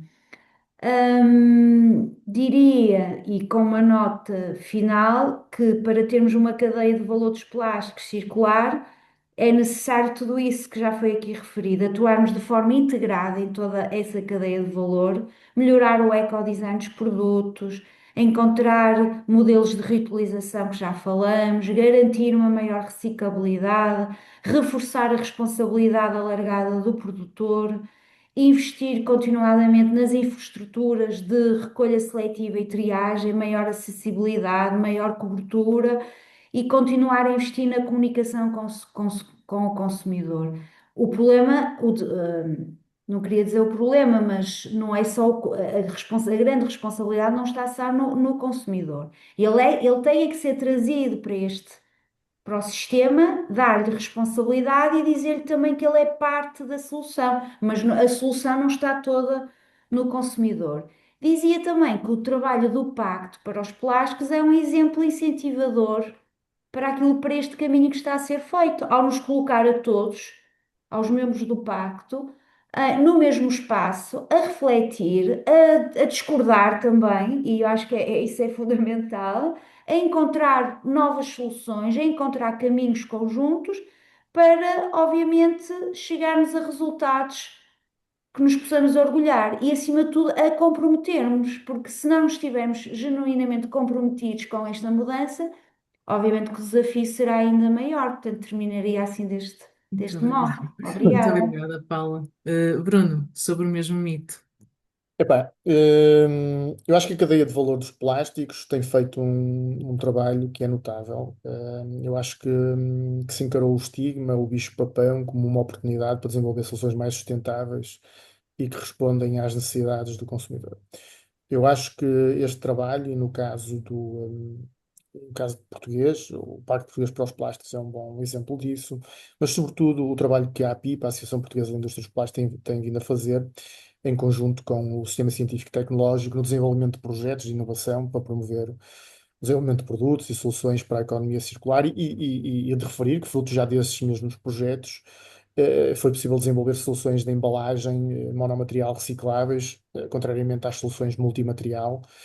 No entanto, acho que ainda existe aqui um caminho longo em algumas aplicações. Também gostaria de referir que o próprio PPWR, no caso das embalagens, vem acelerar a incorporação de reciclado, a sua reciclabilidade. Isso só será possível com o alinhamento e o contributo de toda a cadeia de valor, e penso que nesse sentido que também estamos no caminho certo. Eu acho é que ainda existem setores que estão atrasados, quer seja pelas suas características, especificidades, no meu caso de soluções para a área médico-farmacêutica, apenas para dar um caso, porque as questões de segurança são fundamentais, e acho que aqui deve ser feita aqui a transição, em alguns casos, de forma muito ponderada. Devemos trabalhar em soluções tecnológicas para o fim de vida destes produtos, onde a reciclagem química ou até mesmo a própria conversão em energia em algumas soluções deva ser o caminho do meu ponto de vista. Eu acho que nós a curto prazo, temos que apostar aqui em alguns pontos. E eu acho que devemos apostar, já foi falado, a questão do ecodesign. Eu acho que a mudança começa na concepção, onde devemos eliminar os plásticos multimaterial, difíceis de reciclar e mudar para soluções monomaterial. Acho que também devemos padronizar polímeros, os polímeros que são utilizados, ou seja, acho que reduzirmos a variedade dos polímeros que utilizamos permite facilitar a questão depois da triagem, mais automatizada, o próprio aumento da própria pureza do material. Portanto, isto também acho que é o caminho que está a ser trabalhado. Eu acho que temos que reforçar a implementação da reciclagem química. Eu acho que, embora o foco deva ser a reciclagem mecânica, onde temos casos de sucesso como o PET, mas eu acho que é urgente nós escalarmos aqui alguma reciclagem química a curto prazo para lidar com plásticos contaminados, mais complexos, para os podermos transformar novamente em matérias-primas virgens, fundamental para a aplicação contacto alimentar, mas sobretudo médico-farmacêutica, que eu acho que temos aqui um caminho ainda para percorrer. Acho que a própria harmonização, recolha, separação, tem que existir, tem que continuar, ou seja, tem que. Porque um dos maiores entraves à circularidade é a contaminação dos fluxos. Eu acho que a implementação do SDR vem no momento certo, permitindo aqui aumentar a recolha de materiais com elevada qualidade e pureza, fundamentais para termos materiais reciclados em quantidade e em excelente qualidade. Devemos também apostar na separação na origem, onde, vou dar aqui o exemplo, acho que no caso dos biorresíduos orgânicos, a solução deve ser rapidamente implementada a nível nacional para evitarmos aqui que estes próprios resíduos também possam e contaminam os plásticos reciclados quando colocados nos ecopontos. E eu diria que para finalizar, para terminar, eu acho que será necessário nós criarmos um mercado único da União Europeia de reciclados. Dado que este poderá atuar aqui como um motor financeiro da economia circular, porque sem um mercado que seja dinâmico e rentável, aqui a reciclagem ela permanece apenas como um custo ambiental e temos nós que construir um setor que seja economicamente sustentável, mas acima de tudo autossustentável, porque senão não teremos este modelo económico que sustente o modelo de economia circular. Muito obrigada, Bruno. Obrigada pela perspectiva. Helga, pedia-te que fosses um bocadinho breve para conseguirmos terminar. Sobre o Claro que mesmo sim. mito, qual é a tua perspectiva? Bom, acho que concordamos todos, de facto, ainda não estamos num modelo completamente circular. Obviamente que já não estamos num modelo linear, mas estaremos algures entre ambos. De facto, há aqui ainda um caminho a percorrer no setor das embalagens, e se calhar nos plásticos é um dos setores com mais avanços. Aqui os esquemas de responsabilidade alargada do produtor, de facto, dão aqui um incentivo e uma força maior em termos de reciclagem, mas de facto há muito ainda para fazer, quer em termos de material a ser recolhido, quer em termos até do nível de serviço que é dado ao consumidor para que se pare cada vez mais, cada vez melhor. Destacava também aqui a questão da parte dos mercados de reciclado, que no caso do plástico têm passado por momentos bastante difíceis e, portanto, há de facto aqui algum trabalho a fazer também nesta área. Portanto, eu diria que de facto estamos a melhorar, mas é necessário e continuarmos a trabalhar não só na questão das quantidades recolhidas, da conveniência ao consumidor, e sobretudo destacar também aqui o papel da inovação em todo o setor. É preciso cada vez inovar mais e encontrar formas diferentes de fazer aquilo que já é feito para atingir aqui também uma maior eficiência e maior taxa de sucesso nas operações.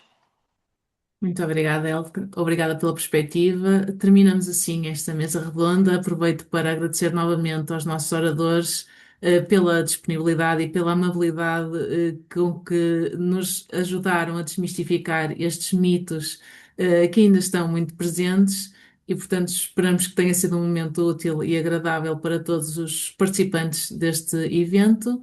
Sara, obrigada.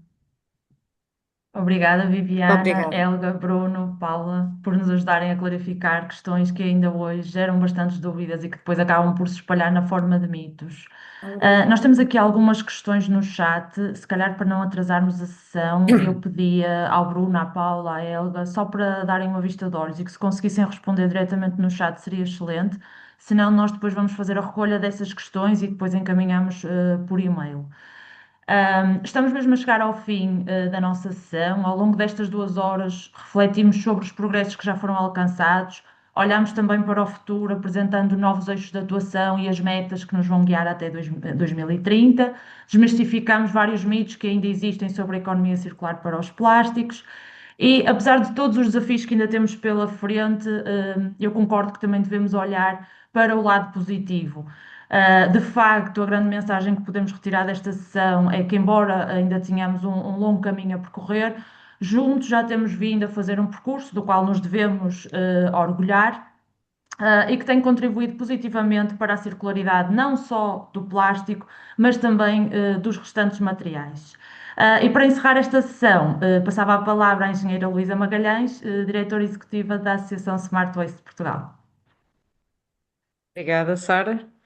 Bom dia a todos também. Chegamos realmente ao fim desta sessão da apresentação do quinto relatório de progresso do Pacto Português para os Plásticos e agradeço a todos também que estiveram presentes connosco nestas 2 horas, que eu acho que neste formato online permitiu reunir aqui uma comunidade mais alargada, com este objetivo comum também do Pacto Português para os Plásticos. E já passaram 6 anos desde o lançamento do Pacto Português para os Plásticos, que é muito se tem trabalhado para impulsionar a economia circular dos plásticos em Portugal e que ficou bem evidente também ao longo desta sessão. Tivemos a oportunidade também de acompanhar os progressos alcançados do Pacto Português para os Plásticos e também ver o futuro também numa perspectiva também internacional e discutir aqui alguns desafios e mitos que ainda marcam este setor.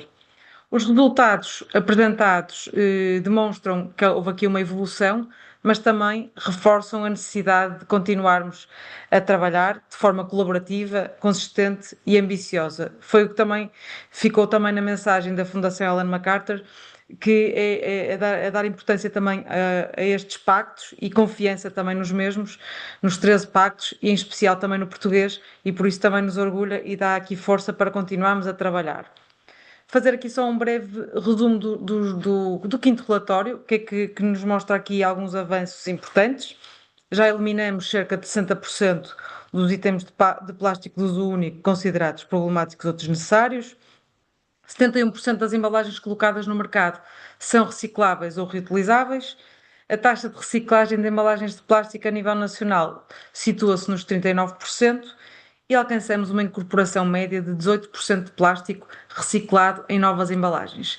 Penso que são resultados que nos devem orgulhar, mas que também nos recordam que o caminho não terminou e que temos de também continuar este trabalho colaborativo e que com passos lentos vamos conseguindo alcançar ainda mais.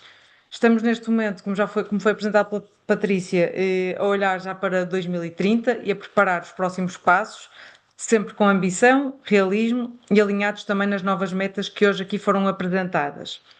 Ficou também claro que estamos perante um caminho exigente, mas que também existe um compromisso crescente por parte de todos os intervenientes para acelerar essa transição, o que para nós é muito importante.